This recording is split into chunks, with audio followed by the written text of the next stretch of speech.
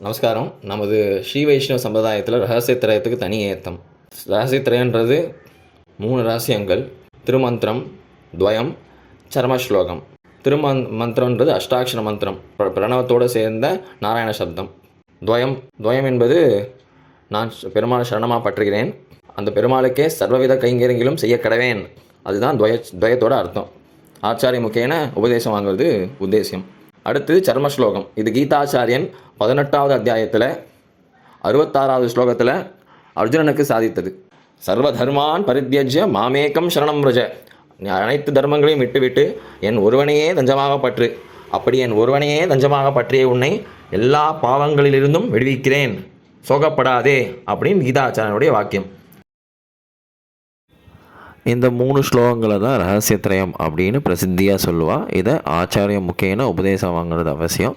உபதேசம் வாங்கிட்டு அனுசந்தானம் பண்ணணும் நித்தியமே. அது நமக்கு உஜ்ஜீவனத்துக்கு வழிவகுக்கும். தன்யோஸ்மி ஷமிக்க பிரார்த்திக்கிறேன்.